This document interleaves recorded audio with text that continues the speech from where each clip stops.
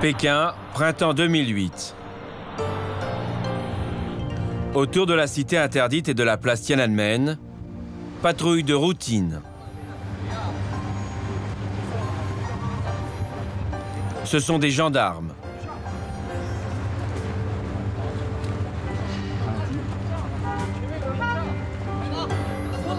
À peine ont-ils aperçu notre caméra qu'ils nous arrêtent.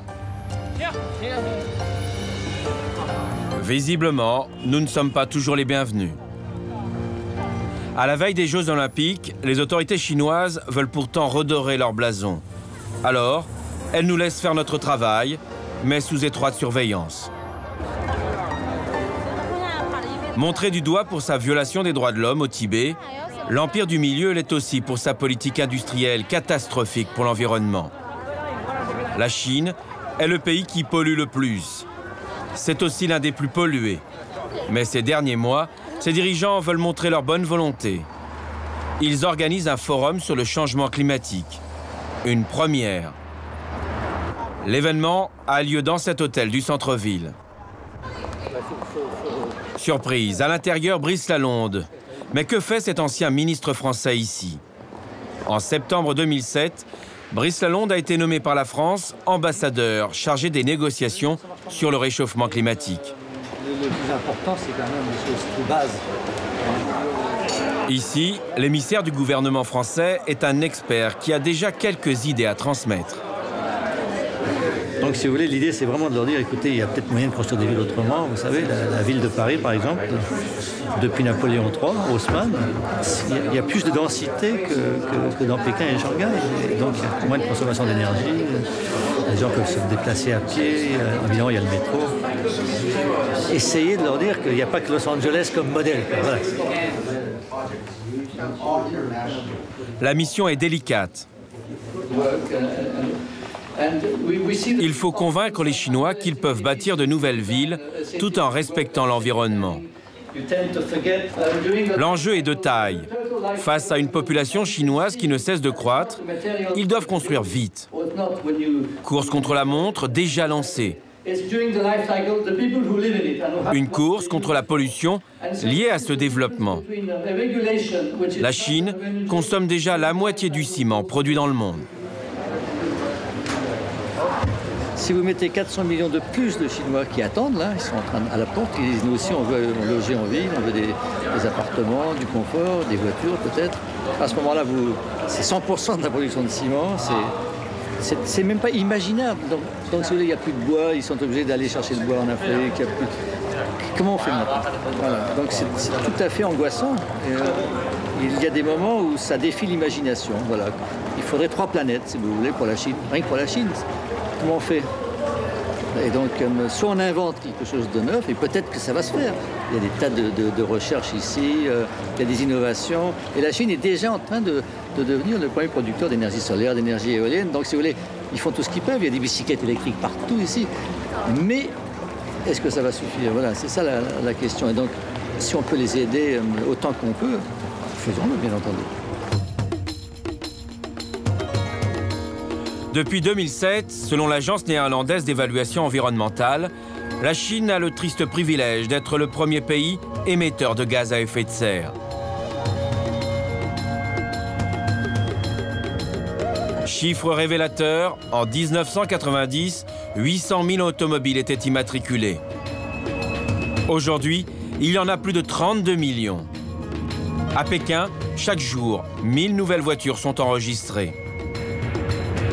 Au moment où se tient la conférence sur le changement climatique, parler de l'air de la capitale est un sujet plutôt délicat, voire impossible. Excepté un docteur en climatologie, personne n'a accepté de nous rencontrer. Lui veut bien nous parler, mais à l'extérieur. Autre condition, n'évoquer le réchauffement climatique qu'en termes généraux. D'entrée, Liu Hongbin remet en question leur titre de champion du monde des pollueurs.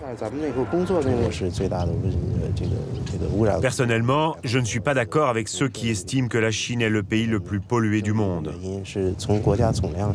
Premièrement, la Chine n'est pas le pays qui émet globalement les plus grandes quantités de gaz. 单单单指那个温室气体。 Ensuite, la deuxième raison, c'est que la Chine est le pays qui émet le plus de gaz. 第二， Ensuite, la deuxième raison, 第二个 c'est que la population chinoise est tellement importante que les Occidentaux ont du mal à se représenter l'ampleur de ses besoins. Pour assurer les conditions de vie correctes de la population, il faut par exemple que l'on puisse construire suffisamment de logements pour tout le monde et maintenir un niveau de vie suffisant. Et avec les moyens techniques actuels, c'est évident que notre pays a besoin de beaucoup plus d'énergie que d'autres.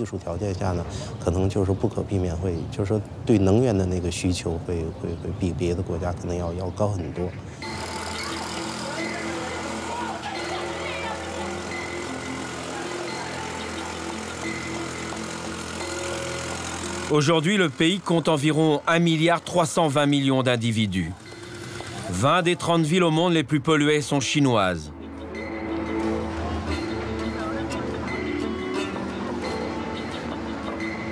Ici, chaque année, la pollution provoquerait la mort prématurée de 3 à 500 000 personnes.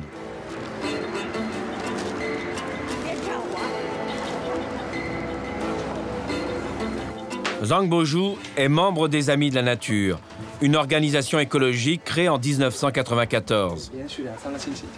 Il est conscient du défi que la Chine doit relever. Avec lui, pas de langue de bois. Que pensez-vous du réchauffement climatique? C'est un problème auquel tout le monde doit faire face. En ce qui concerne la Chine, nous avons mis en place des réglementations en matière d'environnement, car nous deviendrons évidemment le premier pays qui rejette en quantité le plus de gaz carbonique.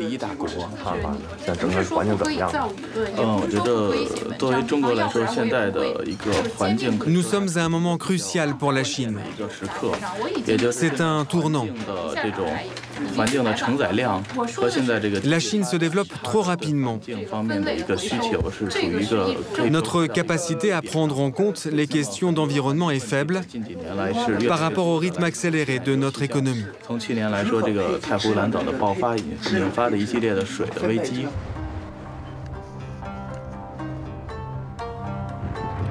En attendant, Pékin se refait une beauté. Belle et verte pour les Jeux Olympiques, cet événement planétaire. Partout en ville, des millions d'arbres ont été replantés. Sur l'autoroute, nous croisons souvent ces camions. Ces arbres ont été prélevés en province.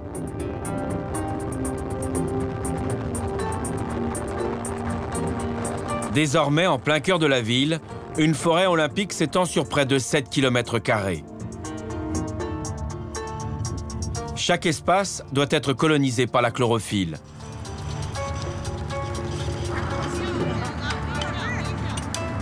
À grand renfort de main-d'œuvre, on s'active. Pas question d'économiser ni les bras ni l'eau. La capitale se métamorphose très vite. Zhang Bozhu le reconnaît volontiers, mais selon lui, ces espaces verts artificiels peuvent provoquer des déséquilibres. Je vais revenir sur le sujet que l'on a abordé tout à l'heure. On essaie d'embellir les villes, mais aussi les campagnes. Pour cela, on crée des espaces verts, mais tous ces aménagements sont artificiels et consomment de l'énergie. De plus, les espaces verts ne respectent pas vraiment l'écologie locale. Les espèces sont importées des autres régions et ont des besoins spécifiques, parfois même des traitements très particuliers. C'est un problème qui mérite toute notre attention.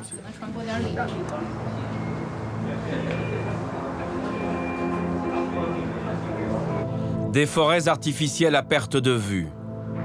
Des arbres pour tout horizon, c'est le spectacle qu'offre aujourd'hui la capitale chinoise.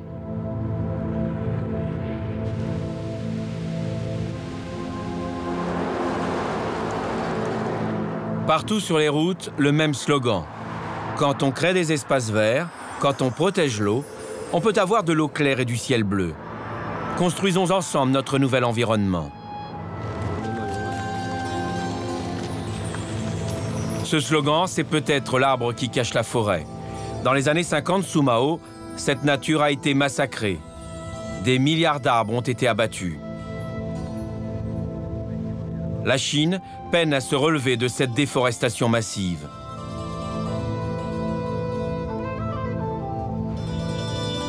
À l'image de la Grande Muraille de Chine, une muraille verte a été créée. Elle doit empêcher l'érosion des sols et la désertification. 30 milliards d'arbres ont déjà été plantés, soit l'équivalent de la superficie de la Grande-Bretagne. Un travail de titan. Sur ces collines, il y a un an, rien ne poussait. Nous sommes à 40 km de Pékin.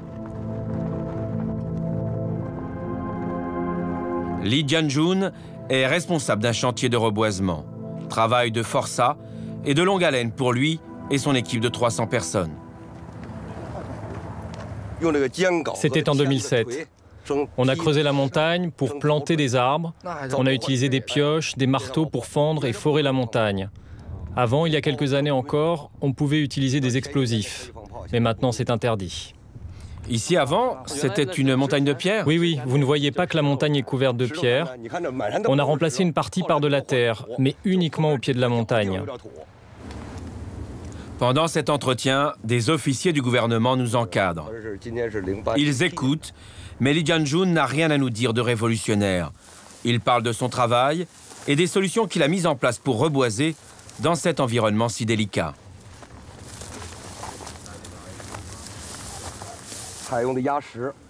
On utilise des pierres contre la sécheresse. Regardez, il y a même plusieurs couches de pierres.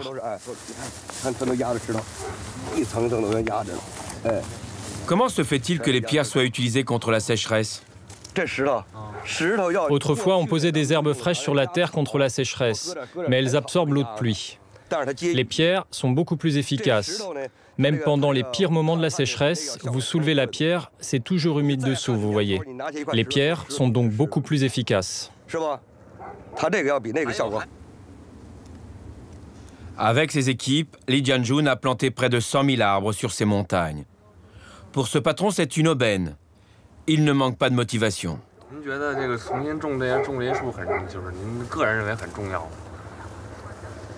Ça vaut la peine de planter des arbres?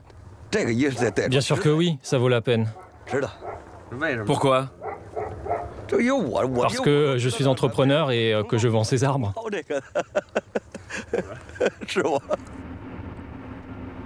Sur la route, toujours ce même constat. On replante des arbres. La politique de reboisement décidée à Pékin est une obligation pour tous. Dans ce petit village de Xintiancheng, un responsable de la productivité a été nommé. Il s'agit de M. King. C'est le seul en costume occidental. Il surveille cette plantation.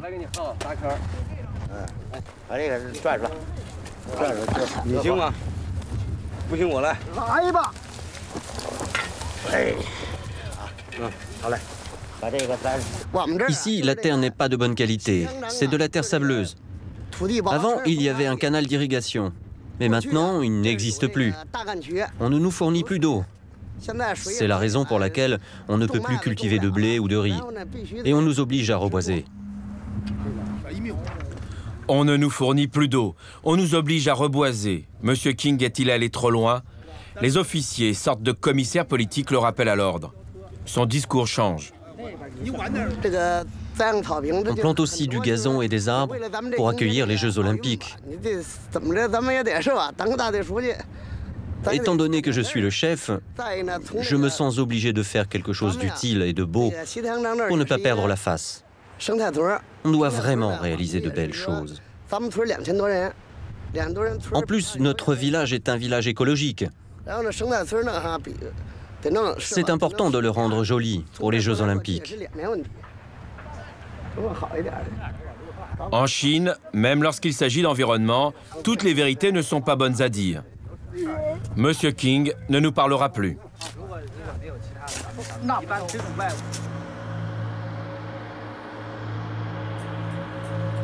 Nous sommes dans la province du Hebei, à 400 km de Pékin.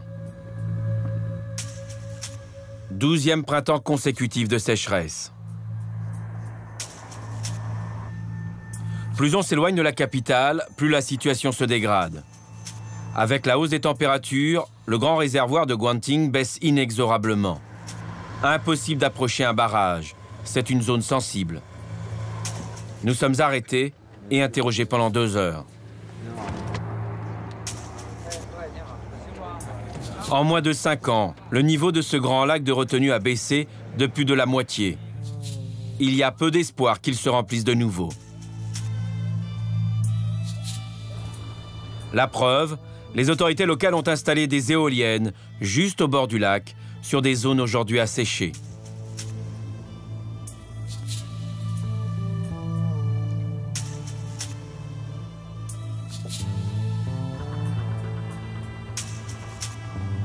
Tout autour, les conséquences sont désastreuses. À 30 km du barrage, Jimingi. Ici, la vie semble s'être arrêtée.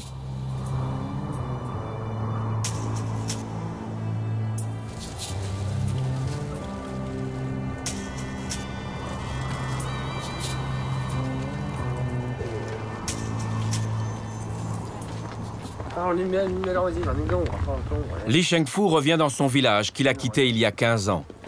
Exil forcé dans un autre village, mieux approvisionné en eau. Un village où les terres sont aussi plus fertiles. Seuls les plus vieux et les plus pauvres sont restés là. Les jeunes, eux, ont fui, attirés par une vie meilleure à Pékin ou dans d'autres grandes villes du pays. Bonjour. Bonjour. Je suis avec une équipe de télévision, ils voudraient te parler.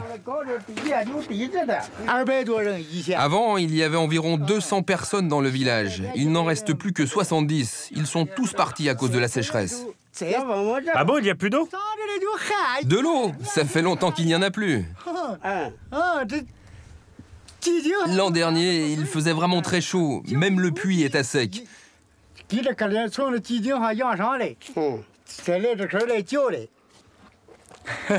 Il n'y a plus assez d'eau pour arroser les cultures. Un rire comme pour exorciser le sort qui s'acharne sur cette région. Zhang sait que son village se meurt. L'école est fermée, faute d'enfants. Le tableau qui servait à inscrire les recettes et les dépenses ne sert plus à rien. Le gouvernement chinois a d'autres projets pour ses habitants.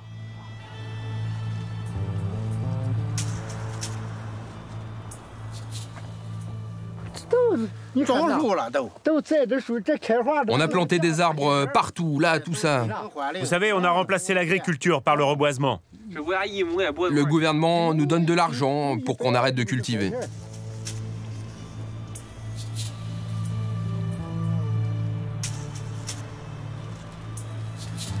Li Shengfu est persuadé qu'en partant, il a fait le bon choix.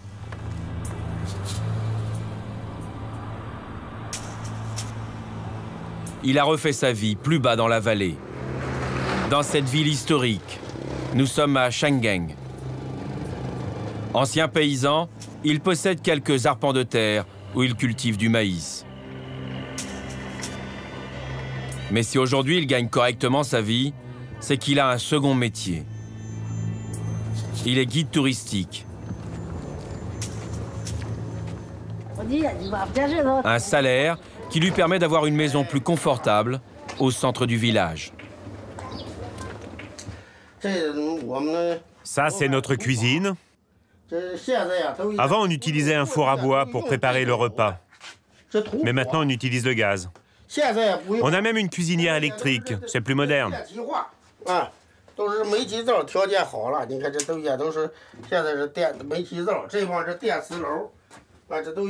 Nos conditions de vie se sont améliorées. C'est plus moderne. Maintenant, on mange du riz blanc et de la farine de blé. Avant, c'était réservé aux riches. Les pauvres ne mangeaient que du maïs.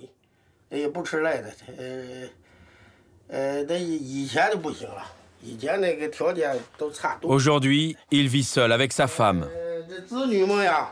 Mes enfants sont partis. Et eux, ils gagnent encore mieux leur vie. Mon fils a ouvert une entreprise de charbon. Il a même une voiture. Ses conditions de vie sont vraiment meilleures.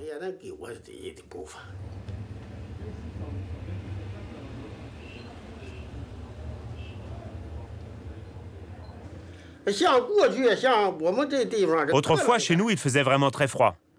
Avant, quand il neigeait, la neige était très épaisse et elle restait tout l'hiver. Maintenant, ce n'est plus comme ça. Au bout de quelques jours, elle disparaît.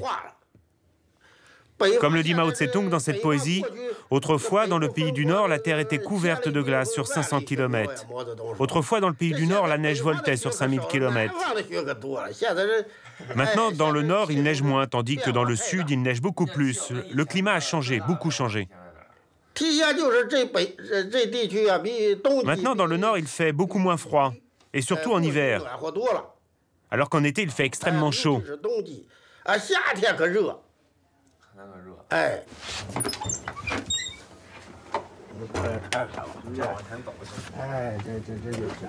Et l'une des conséquences les plus visibles de la hausse des températures, Li Shengfu va nous la montrer. Il nous emmène dans sa cour. Il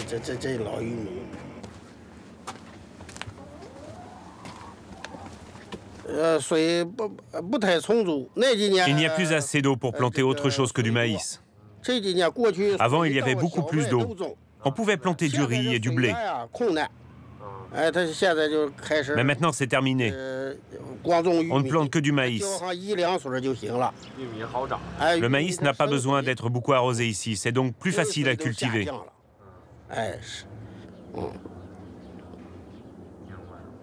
Avant, dans les années 50, on pouvait trouver de l'eau à 10 mètres, parfois même à 1 mètre.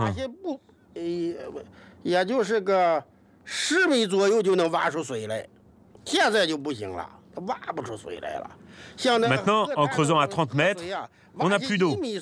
Il faut aller jusqu'à 70, voire 100 mètres.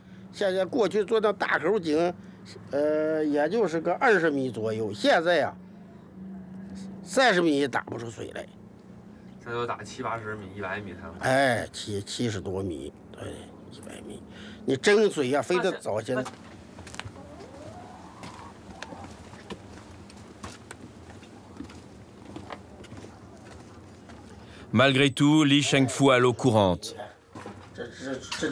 2 heures par jour, un luxe dont il est très fier. Un luxe qui pourrait être de courte durée. La gestion de l'eau est soumise à une réglementation très stricte. Il est désormais interdit de creuser de nouveaux puits.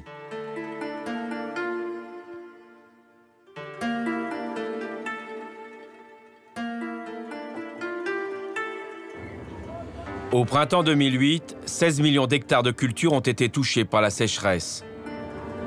Presque 3 millions de plus qu'en 2007.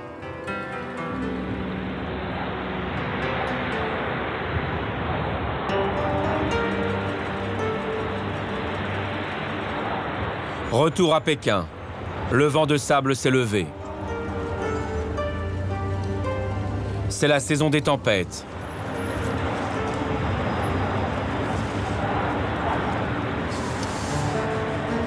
Nuages de sable jaune et de particules. Des particules nocives pour la santé. En Chine, entre 3 et 500 000 personnes meurent chaque année de troubles respiratoires.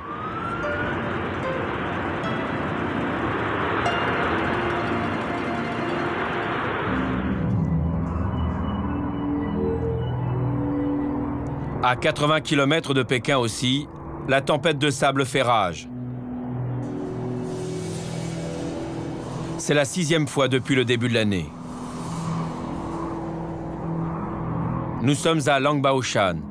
Le sable recouvre les champs. Il n'y a rien à faire, sinon attendre que les éléments se calment. François Gémen réalise une enquête de terrain pour la Commission européenne. Une enquête sur les conséquences du réchauffement climatique sur les migrations dans 24 pays. Et le nouveau village, il est là alors. Voilà. D'accord. En Chine, ce chercheur à l'université de Liège et à Sciences Po Paris est venu se rendre compte de l'urgence de la situation. Ce qui est, je trouve, impressionnant, c'est qu'on est très proche de Pékin. On est à 80, 100 km peut-être de Pékin, là.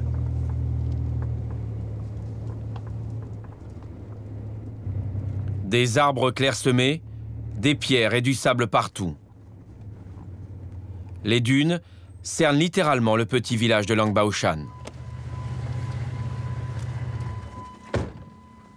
Ouais.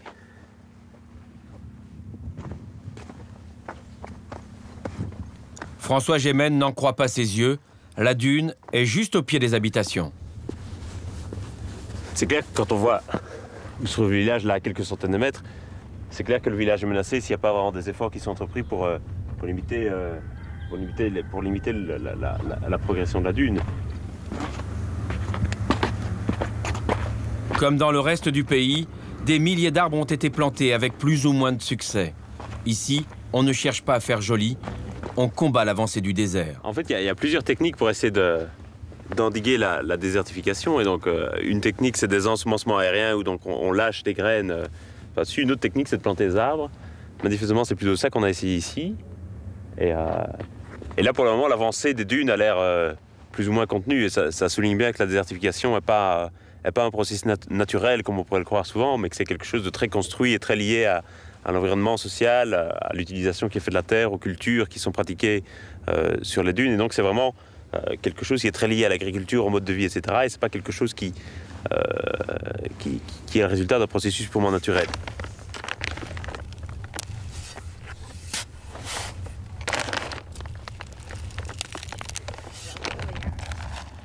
Ce vieil homme n'a pas d'autre choix que de planter son maïs dans le sable.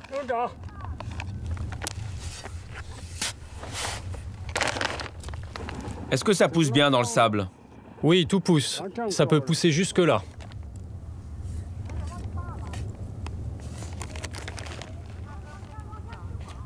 Il y a moins de sable maintenant parce qu'il y a moins de vent.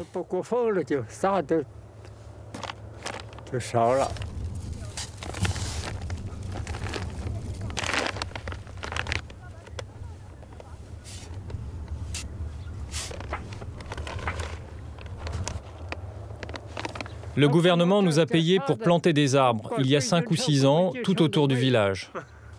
Heureusement qu'on a planté tous ces arbres, sinon Pékin aurait été envahi par le sable. Avec ce sable, les 800 habitants de Langbaoshan font contre mauvaise fortune bon cœur. Cette année, ils en ont vendu pour 13 700 yuan, l'équivalent de 1 300 €.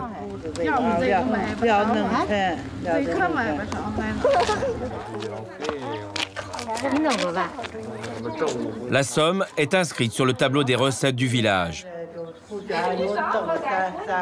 Ce sable sera transporté à Pékin, où il sera utilisé pour construire de nouveaux immeubles.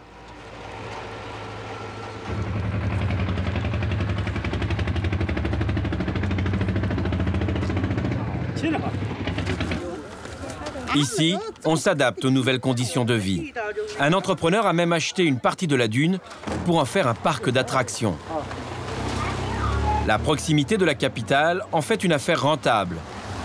Pour les touristes, c'est comme aller au cœur du désert. Au programme, promenade à dos de chameau dans les dunes, tour de 4x4, randonnée à cheval ou descente en luge.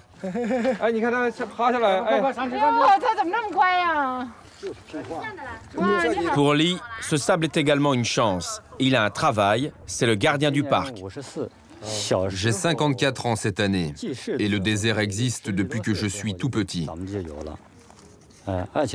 Avant, il était plus à l'ouest et il avance petit à petit chaque année.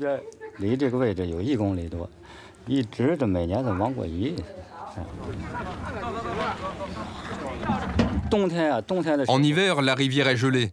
Ça fait un long couloir et le sable glisse dessus et se déplace très vite. Il vient de l'ouest. J'espère qu'il y en aura de plus en plus. Il y a 20 ans, Langbaoshan se trouvait à 6 km d'ici. Le manque d'eau a poussé la majorité de la population à fuir et à tout reconstruire ici.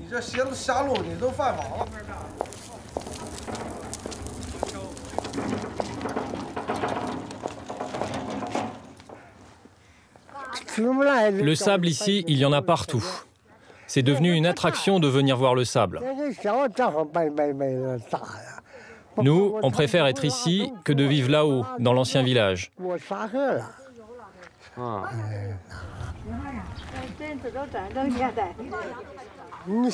Il reste encore quelques familles là-bas qui n'ont pas voulu partir. Des familles qui n'ont pas voulu ou pu partir. L'ancien village se trouve au bout de cette longue piste escarpée et enclavée.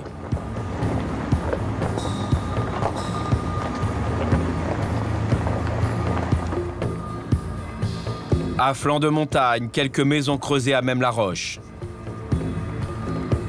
À 74 ans, Madame Ming vit ici avec son fils et son petit-fils. Je n'ai pas d'argent pour déménager, sinon je serais partie vivre en bas. Pourquoi il faut vraiment de l'argent? Oui, les riches sont partis. Il ne reste que les gens pauvres. On n'a pas d'argent pour reconstruire une maison et s'installer en bas. Pourtant, ça fait longtemps que j'ai envie de partir. Comme tout le monde est parti parce qu'il n'y avait plus d'eau, le gouvernement nous a coupé l'électricité. Heureusement, on a des bougies.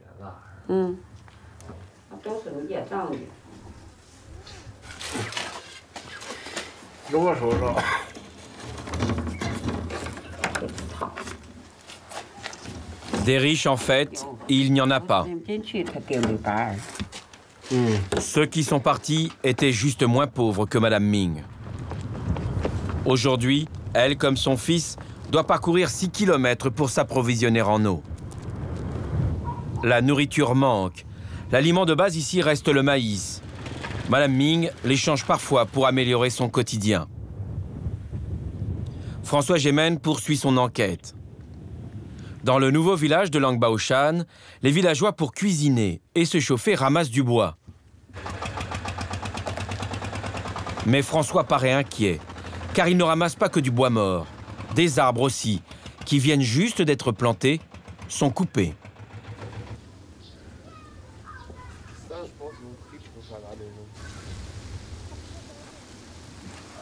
Non, mais c'est clair que c'est un problème, évidemment, puisque quand on va essayer de limiter l'avancée de la dune, on va essayer de reboiser. C'est un problème, évidemment, si les arbres qu'on plante pour le reboisement sont coupés après pour du bois de chauffage. Et le problème est qu'il faut de plus en plus de bois de chauffage, puisqu'il y a de plus en plus de gens qui habitent dans ces régions, il faut chauffer de plus en plus de gens. Et donc vraiment, c'est un gros problème, le bois de chauffage. La quantité de bois disponible, la quantité d'arbres se réduit d'année en année. Voilà, ça c'est un bon exemple de villageois qui vont chercher du bois, et là c'est vraisemblablement du bois de chauffage.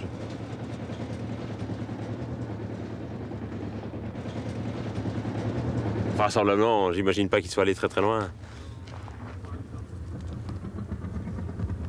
Et donc l'utilisation que les gens vont faire de l'environnement au travers du bois de chauffage, au travers des plantations, etc., tout ça va généralement aggraver et déclencher même parfois des processus de désertification.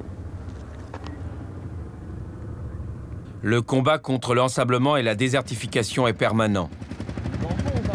Avec le reboisement dans cette région, l'objectif est de sauver des milliers de villages. En Chine, chaque année, plus de 5000 km² de terre se transforment en désert.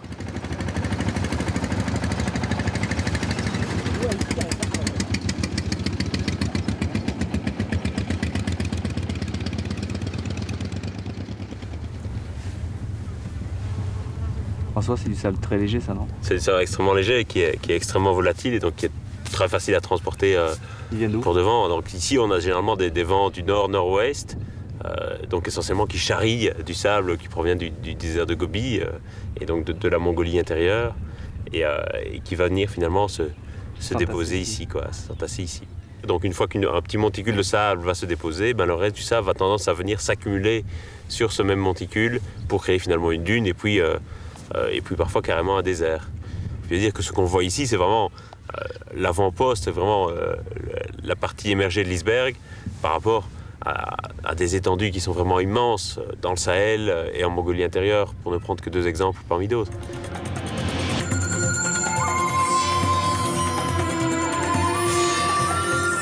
2000 km plus à l'ouest, nous poursuivons notre route pour trouver l'origine de ce sable.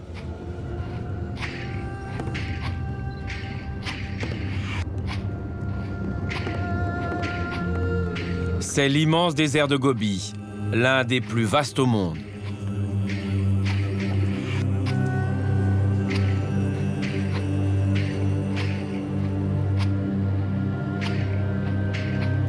Nous sommes en Mongolie intérieure, l'une des 4 régions autonomes chinoises. Le désert de Gobi s'étend sur plus d'1 million de kilomètres carrés, c'est près du double de la superficie de la France. Sous la menace des tempêtes de sable, Langbaoshan pourrait ressembler à cela.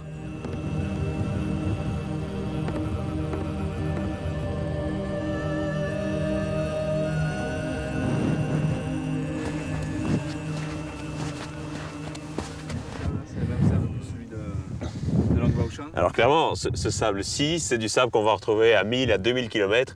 C'est le même sable que celui qu'on va retrouver dans les nuages de sable et dans les nuages de poussière qui envahissent Pékin plusieurs fois par an. C'est même ce sable-là qu'on va retrouver aussi jusqu'en Japon, jusque dans la péninsule coréenne.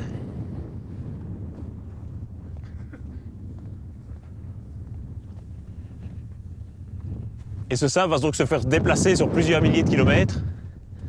Et donc ça pose un gros problème évidemment de pollution de l'air du côté de Pékin.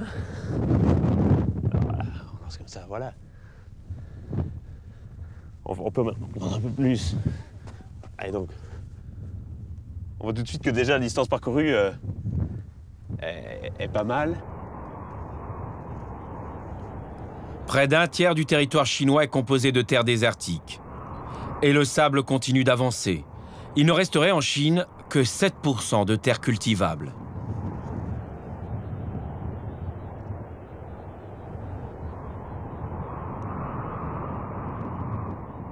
Le problème, c'est que le désert progresse rapidement et on estime que la Chine perd chaque année entre 4 et 5 000 km² à cause de la progression du désert. Donc en fait, il y a deux problèmes.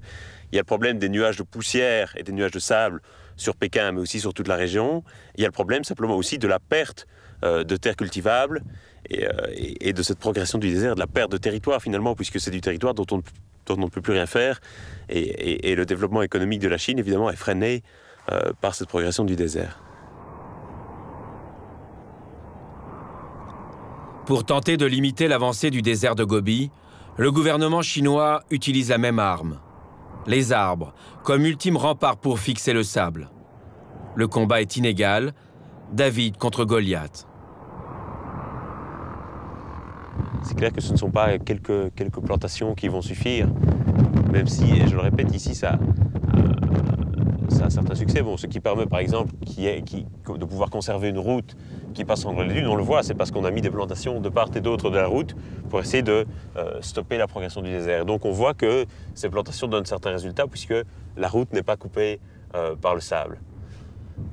Maintenant la question c'est est-ce qu'on va parvenir à mettre ce genre de plantation un peu partout, et là évidemment c'est une tâche impossible. C'est pour ça qu'il faut bien sélectionner les endroits stratégiques où faire les plantations de façon à éviter que les dunes ne progressent.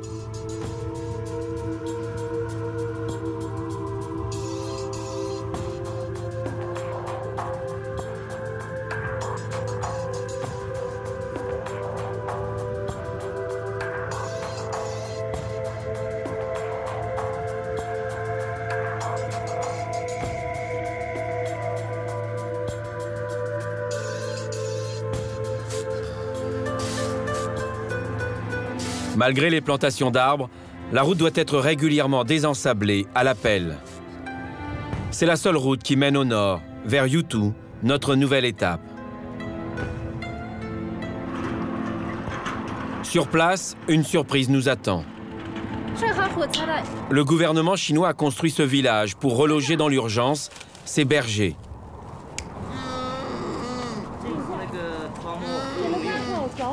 Des bergers et leurs enfants qui ont dû fuir leur région natale. Difficile à imaginer, mais leur village a été inondé. La rivière a débordé à la suite de pluies diluviennes.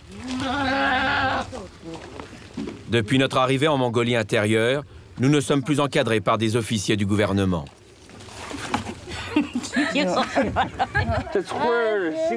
Est-ce que ce village a été construit récemment? Oui, récemment. Construire, mais dans quel but? C'est l'État qui l'a fait construire? C'est à cause des inondations, j'ai dû emménager ici. C'est le gouvernement qui a tout construit pour nous loger. Un exil forcé. Sédentarisés, ils s'adaptent à leur nouvel environnement. Le sable, il sert à conserver la laine, à la protéger des insectes. Mélangé avec du sable, les insectes ne mangent pas la laine.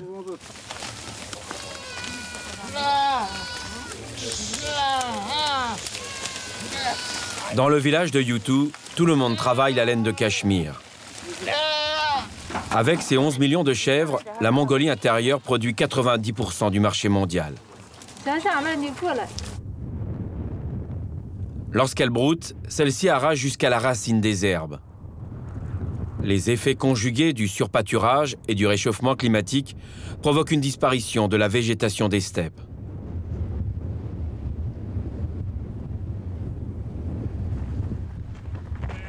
Voilà, donc ici on se trouve dans un paysage qui était assez typique de la province de Mongolie intérieure il y a quelques années. C'est maintenant un écosystème en pleine mutation qui subit une dégradation très importante, puisque avant ici il y a quelques années on avait des très hautes herbes et donc tout un écosystème très grand, donc c'était de très grandes plaines de hautes herbes avec d'immenses troupeaux de moutons, de vaches qui couvraient une superficie grande comme 2 fois la France. Là ça se transforme en désert tout simplement. Donc chaque année la région de Mongolie intérieure perd, on estime, entre 4 et 5 000 km² de ce type de terre qui se transforme en terre aride et en mini-désert. Ça coûte cher. La Banque mondiale l'année dernière estimait que le processus de désertification coûtait à la Chine 31 milliards de dollars par an. Donc c'est quand même une somme relativement considérable qui pèse évidemment sur la croissance économique de la Chine.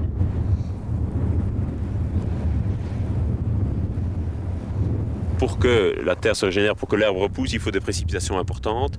Les précipitations ici dans cette région baissent d'année en année à cause du changement climatique. Et donc le changement climatique empêche l'herbe de repousser et empêche les bergers de continuer leur mode de vie traditionnel. Donc ça a vraiment un impact direct sur la population et sur le mode de vie. Un phénomène inquiétant, mais qui n'alarme pas outre mesure le seul berger que nous avons pu rencontrer dans cette immense steppe. Avant, on cultivait ici. Maintenant, on ne peut faire que de l'élevage.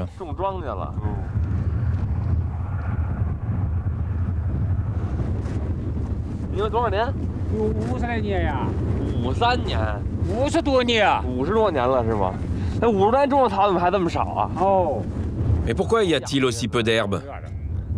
Les bêtes ont tout mangé. Mais il y en a assez pour mes moutons.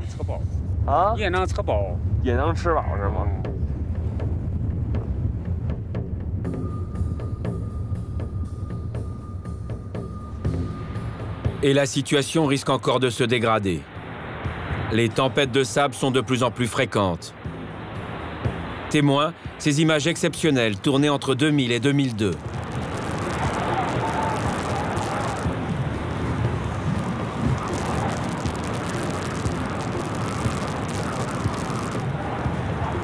Dans les années 60, on comptait moins d'une tempête par an.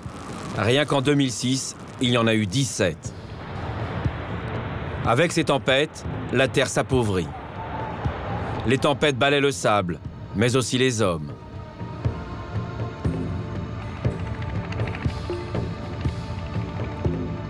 Dans son combat acharné contre la désertification, le gouvernement chinois doit déplacer ses populations.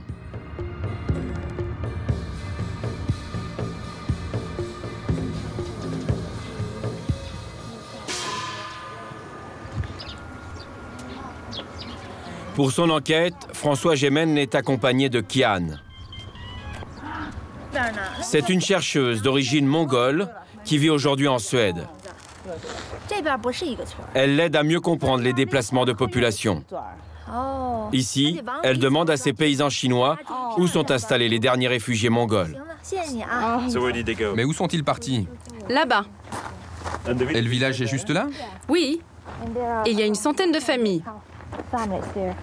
Une centaine de familles, mais tous ne sont pas des réfugiés mongols, je suppose. Non, non, parce qu'ici, ce n'est pas un village uniquement de réfugiés. Juste des gens qui sont venus s'installer dans un village qui existait déjà. Exactement, oui, c'est ça. Pour François Gémen, ce déplacement de population a d'autres motivations, plus politiques. En 50 ans, la Chine a réussi à rendre minoritaires les Mongols sur leur propre territoire. Jusqu'en 1949, ici, en Mongolie intérieure, ils étaient majoritaires. Aujourd'hui, c'est l'inverse. Dans cette région, on compte 4 Chinois de l'ethnie Han pour un Mongol seulement. Une forme de colonisation. Quel est le but de ce programme? Ça va être de déplacer à travers la Chine 650 000 bergers nomades et de les sédentariser dans des villages proches de villes chinoises.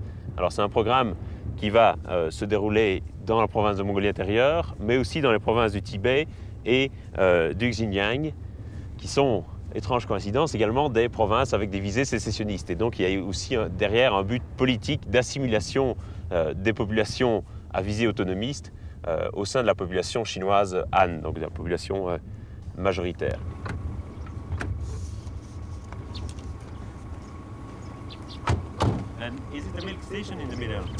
Partout, nous rencontrons des Chinois Han, arrivés là quelques années auparavant.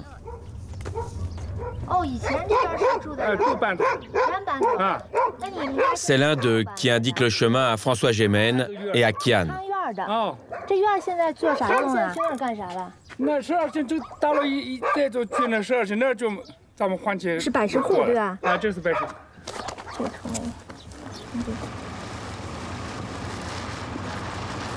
Au bout de plusieurs heures de recherche, Qian et François vont finir par retrouver quelques-uns de ces déplacés mongols.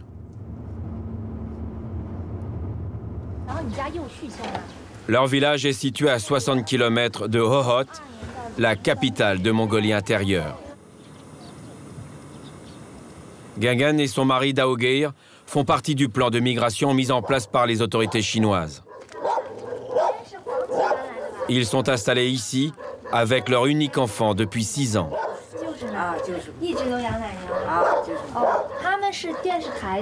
Pour quelles raisons ont-ils été déplacés à des centaines de kilomètres de leur région d'origine? Pas de réponse. Sourire gêné.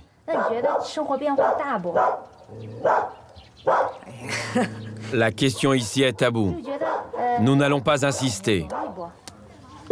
De leur steppe natale, ils avaient apporté leur seule richesse, leurs 6 vaches.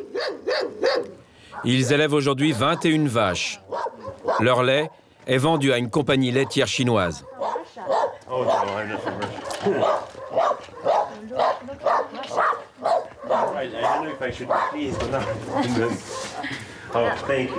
Ils habitent dans ce préfabriqué.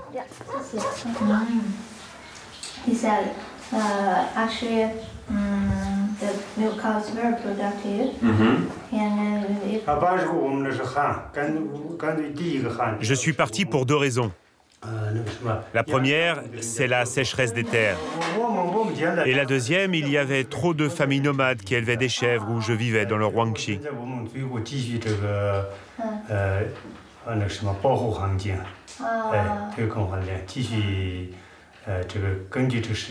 Nous sommes considérés comme des immigrés, selon la réglementation du gouvernement chinois.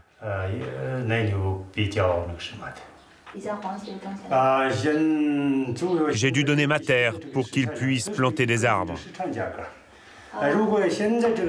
En fonction de l'évolution du marché, je resterai ici et je continuerai à élever des vaches. Car actuellement, avec les prix du marché, il est plus rentable pour moi de vendre mon lait.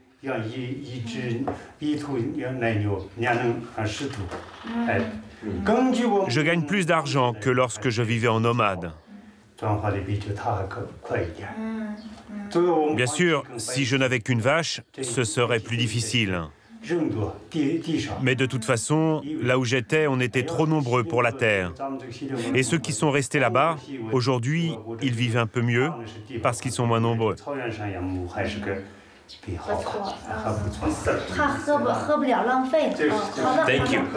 Daogir pense qu'il ne reviendra jamais dans son village natal. Par ses amis restés sur place, il sait que les conditions de vie là-bas ne cessent de se dégrader.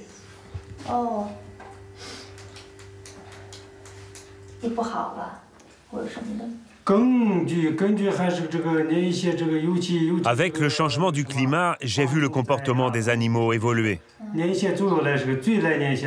Il y a beaucoup plus de campagnols et de souris. Et au moment des sécheresses, les criquets apparaissent.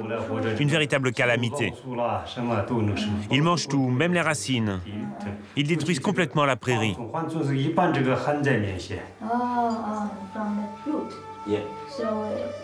Dans ce village, avec Daogir, son épouse et ses filles, il y a juste une autre famille mongole. Le reste de la population, ce sont des Chinois Han. Avant de le quitter, Daogir nous dira qu'il a peur de perdre ses traditions et sa culture mongole. Est-ce le prix à payer pour vivre un peu mieux? Daogir ne répondra pas à cette question. Aujourd'hui, dans cette situation, il n'est pas le seul. Avec la sécheresse, l'exode rural volontaire ou non s'amplifie. Et pas seulement en Chine. Aujourd'hui, selon un rapport des Nations Unies, 250 millions de personnes à travers le monde subissent les conséquences de la désertification. Le désert avance partout. Ici en Chine, mais aussi en Afrique, en Amérique du Sud. Un phénomène global. Si rien n'est fait rapidement, avec le réchauffement de la planète, un tiers de la population mondiale sera touchée, et ce avant la fin du siècle.